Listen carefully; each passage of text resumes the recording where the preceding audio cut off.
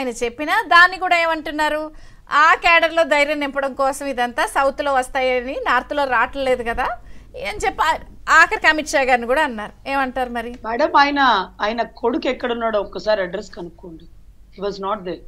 అతను first escape అయిపోయిన person అతనేనండి. ఎందుకంటే ఈ మార్ఫింగ్ కానీ ఫొటోస్ కానీ తెలుగుదేశం మహిళలని సంబంధించినటువంటి ట్రోలింగ్స్ కానీ అన్ని అతనే.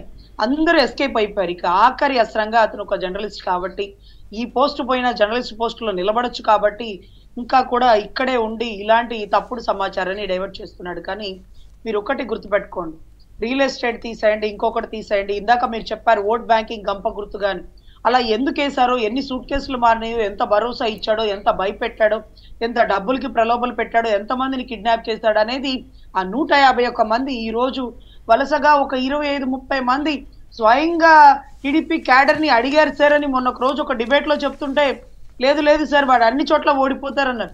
ఏమయ్యా నీకు ఇంత మైనస్ ఉన్నా సరే 25 మందో 30 మందో గెలుస్తారని మేము చెప్తున్నాం కదా, ఒక్కడివే ఉన్నావు. ప్రజల వ్యతిరేకత ఉంది, స్కూల్ టీచర్ల వ్యతిరేకత. పాపం వాళ్ళు అదే మొత్తం తాడేపల్లి ప్యాలెస్ ముట్టడి అనగానే ఎక్కడెక్కడ వాళ్ళ మీద ఎస్సీ ఎస్టీ కేసులు, వాళ్ళ స్కూల్లో పనిచేసే ఆయమ్మల చేత పెట్టించి వాళ్ళని ఇబ్బంది పెట్టి వాళ్ళని అరెస్ట్ చేసి నానా విధ్వంసం చేసాం. అంగన్వాడీ వాళ్ళ సమ్మెతో పాటు నేను కూడా గుంటూరు పేరేచర్ల ఈ పరిసర ప్రాంతాల్లో కలిసి చేశానండి. సడన్ గా ఎందుకు ఆపేశారమ్మా అంటే, ఇక ఈ రాక్షసుడిని ఎదుర్కోవడానికి కేవలం సైలెంట్ ఓటింగ్ అంటూ ఇలా వేలు చూపించారండి. సో మాకు అప్పుడు అర్థమైపోయింది. సో ప్రజల్లో వ్యతిరేకత ఉండడమే కాదు, ఇంకెంత ముందుంది ముసళ్ళ పండగ అంటూ, ఒక్క నెల రోజులు ఆగండి మేడం, ఎలక్షన్ వచ్చేస్తుంది, దాన్ని ఎలా గద్దెదించాలో మాకు తెలుసు అంటూ అంత నిరవధిక సమ్మె చేసిన అంగన్వాడీ వాళ్ళు సడన్ గా ఎందుకు లేచి వెళ్ళిపోయారో మాకు అర్థం కాలే.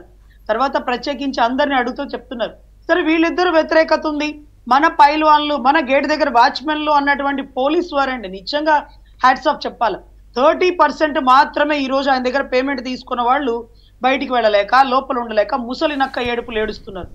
అంటే 70% మంది ఎవరైతే ఉన్నారో కూటమికి ఓటేసి వాళ్ళ ఓటు లేకపోతే నిలదీసి మా ఓటు ఏమైంది అంటూ డిఐజీని డీజీపీని గొడవ పడితే మా ఓట్లు తీసేశారు, కూటమికి సంబంధించిన ఓట్లు, లేకపోతే మార్పుని కోరుకునే ఓట్లు, ధర్మం పట్ల నిలబడే ఓట్లు తీసేశారు అంటేనే అప్పుడు డీజీపీ. కాదు రజనీ గారు, మీరు ఇంత కాన్ఫిడెంట్ గా మీ టీడీపీ వాళ్ళు, బీజేపీ వాళ్ళు, జనసేన వాళ్ళు ఇంత మాకు అసలు మాదేనండి ఇంత ప్రభుత్వం చెప్తున్నా కూడా మరి వాళ్ళు ఎందుకు అట్లా మాట్లాడుతున్నారు?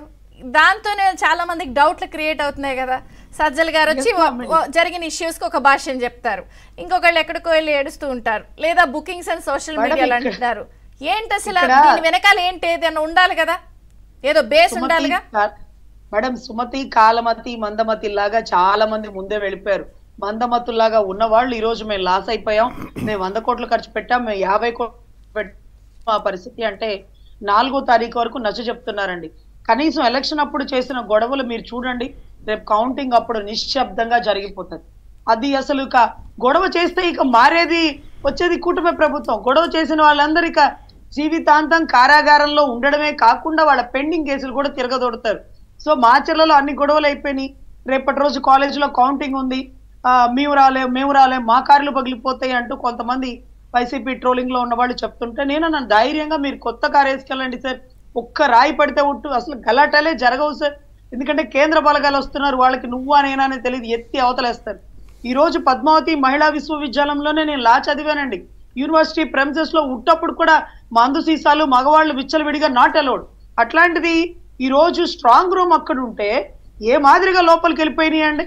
ఈ రోజు మందు సీసాలు, ఆయుధాలు లోపలికి వెళ్ళిపోయి పులివర్తి నాని గారి మీద దాడి జరిగితే ఆ దాడి మీకు సీసీ కెమెరాలో రాలేదండి.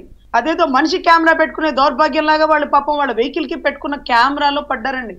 అక్కడ మీరు అనుకుంటారు బై ఎలక్షన్స్ కి మనుషుల్ని చంపేస్తారేమో, అయిపోయిందండి. రెడ్ శాండ్ న్యూస్ స్మగ్లర్స్, పుష్ప1, పుష్ప2 సినిమాల్లోనే కానీ రియల్ గా చూసే అవకాశం లేకుండా అది కూడా అవతారం వీళ్ళు ఎత్తేసారండి. అన్ని గెటప్ లేసే గెటప్ సీన్ పోనీ ఒకటి ఒక పార్ట్ ఒక ఫేస్ అనుకుందాం. అంటే నేను అనేది ఏంటి, ఇదంతా జరుగుతున్నప్పుడు పాలన అనేది ఇంకొక డైరెక్షన్ లో అవ్వాలి కదా. కొత్త ప్రభుత్వం వచ్చే వరకు ఈ రెగ్యులర్ పనులు అయితే జరిగిపోవాలి కదా మేడం. పేమెంట్ ఎక్కడ ఉంది అనుకుంటున్నారు? డబ్బులు ఉన్నాయని మీరు ఇంకా అనుకుంటున్నారా? మీరు ఇందాక నుంచి పెన్షన్ ఇవ్వట్లేదు, అప్పు వచ్చింది కదా. మేడం అప్పు వస్తుంది, అప్పు మళ్ళీ దారి మళ్ళీపోతుంది. బటన్ ఆయన అక్కడి నుంచి నొక్కుతాడా, ఇక్కడి నుంచి నొక్కిస్తాడా, రిమోట్ కంట్రోల్ తో నొక్కేస్తారా, ఏంటి ఏం జరుగుతుంది? ఈ రోజు ఆయన ఒక భయంకరమైన ఉచ్చులో ఇరుక్కుపోయాడండి. కానీ హిట్లర్ మాదిరిగా 2019 నుంచి 2024 వరకు ఒక చరిత్రేనండి. 3 రాజధానులు కూడా ఏ రాష్ట్రంలో లేవండి, మన రాష్ట్రంలోనే. రాజ్యాంగంలో సవరణలు మన రాష్ట్రంలో. పాలన అనేది సైమల్టేనియస్ గా ప్యారలల్ గా వెళ్ళాలి కదా ట్రాక్ మీద, ఒక ట్రాక్. పాలన అంటే ఆయనకి ఏం తెలుసు మేడం? పథకాలే కదా ఆయనకి తెలిసిన పాలన. సిఎస్ జవహర్ రెడ్డి గారు బ్యూరోక్రాట్స్ గైడ్ చేయాలి కదా, చెప్పాలి కదా ఇదండి ఇది సైమల్టేనియస్ గా ఇది వెళ్ళాలి అని. అంటే లేదా మీరు అన్నట్టు కెరీర్ చివరిలో ఆయన మీద వస్తున్న బ్లాక్ మార్క్స్ కి చెప్పుకోలేక సమాధానానికి సరిపోయి ఇది వదిలేశారంటారా? ఆయన ఆయన ఆయన ఎందుకు బ్లాక్ మార్క్స్ మేడం? ఆయన వెళ్ళి వైజాగ్ లో ఆయన భూములు నిజంగా జగన్మోహన్ రెడ్డి నాకు ఇచ్చాడా, ఈ జగన్మోహన్ రెడ్డి గారిని కూడా నమ్మడానికి లేదని ఇంత హడావుల్లో, ఈ ఎలక్షన్ హడావుల్లో, ఈ కౌంటింగ్ హడావుల్లో ఆయన వైజాగ్ వెళ్ళి భూములు పర్యవేక్షించుకొని అడంగల్ పుస్తకాలన్నీ చెక్ చేసుకుంటున్నారు. ఆయన జైలుకి వెళ్ళడానికి సిద్ధంగా ఉన్నారు. లేదు కాదు, ఆయన శ్రీలక్ష్మి గారు లాగా జైలుకి వెళ్ళడానికి సిద్ధపడ్డారు. మళ్ళీ శ్రీలక్ష్మి గారు అంటే వాళ్ళ నాన్నగారి టైంలో వెళ్ళారు, వాళ్ళ కొడుకు గారు బయటికి తెచ్చి కొంచెం పూర్వ వైభోగం కొద్దో గొప్ప సంతరి